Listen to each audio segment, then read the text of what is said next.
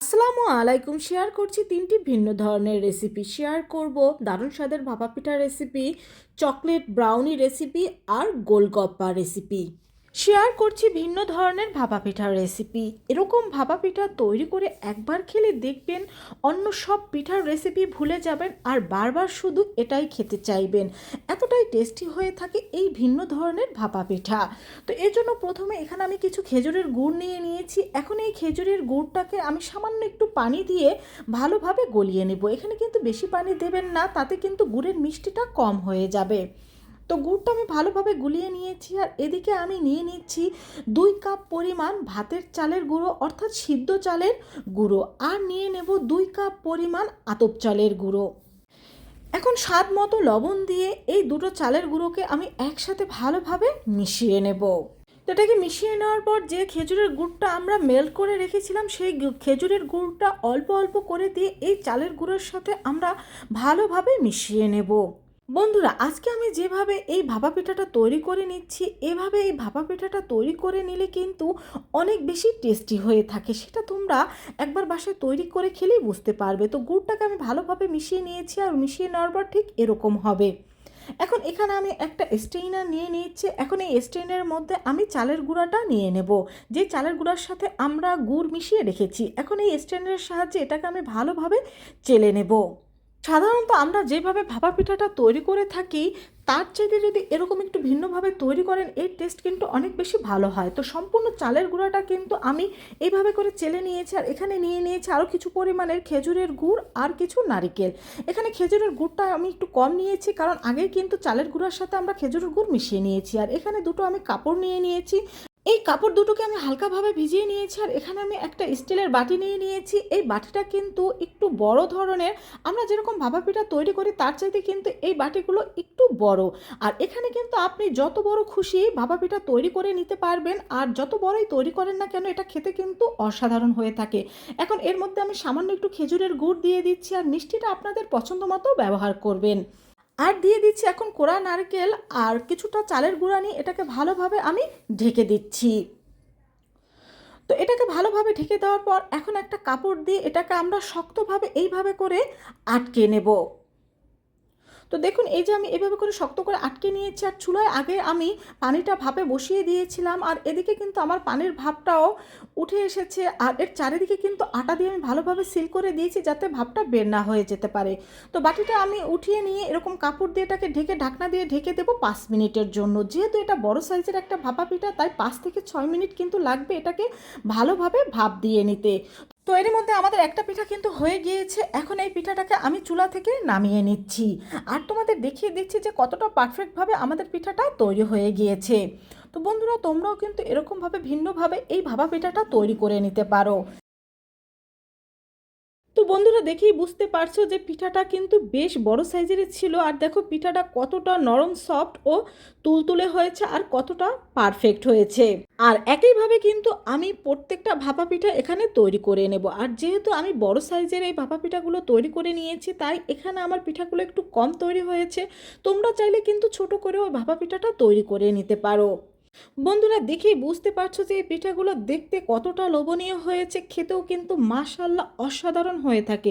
বাসায় একবার হলেও কিন্তু ট্রাই করে দেখবে, দেখবে তোমাদের কাছে এই ভাপা পিঠাটা খেতে খুবই ভালো লাগবে।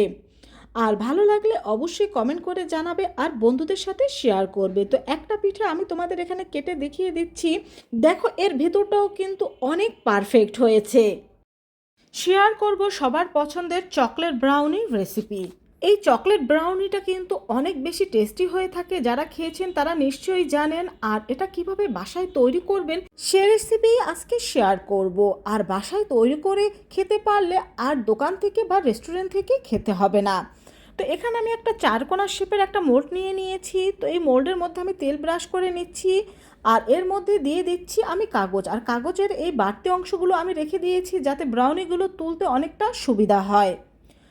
তো কাগজগুলো দিয়ে দেওয়ার পরে আবার এর উপরে আমি কিছুটা তেল ব্রাশ করে দেব।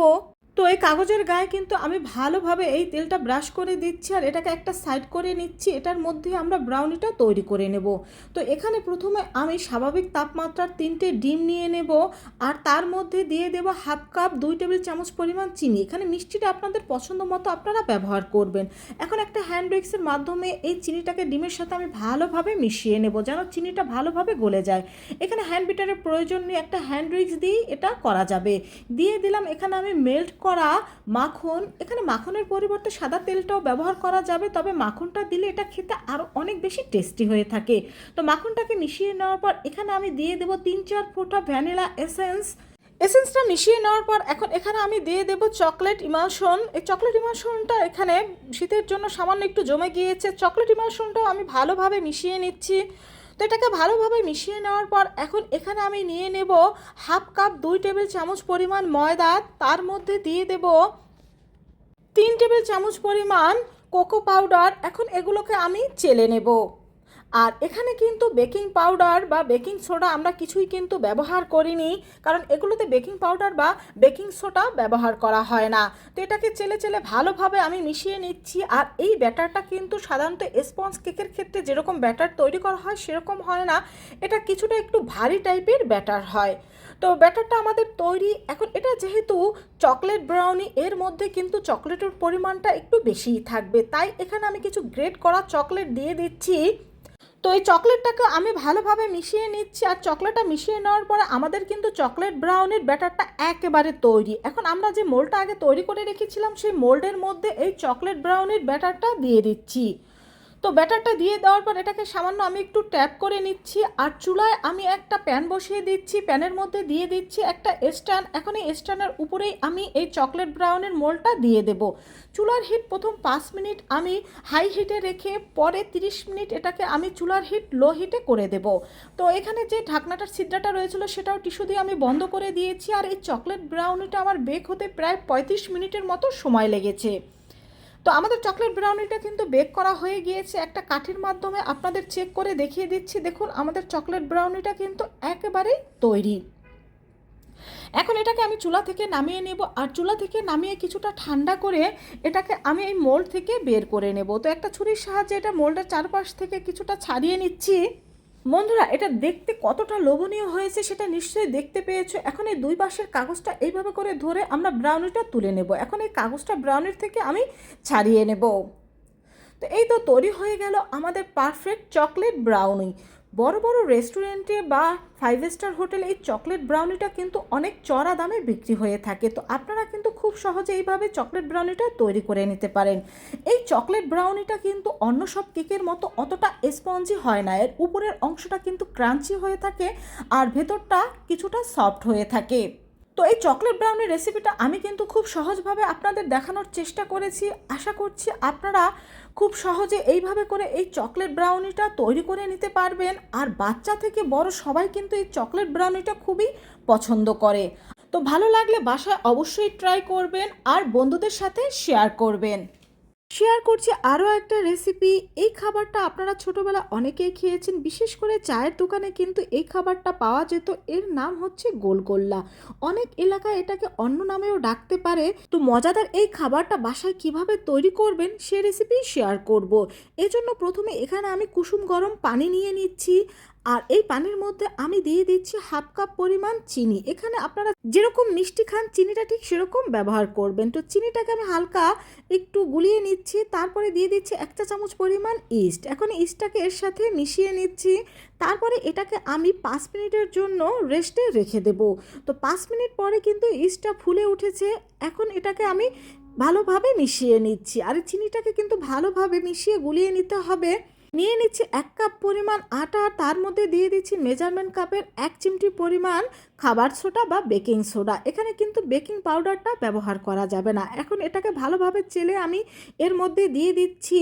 দিয়ে দেওয়ার পর এখন হাত দিয়ে এটাকে আমি ভালোভাবে মিশিয়ে নিচ্ছি।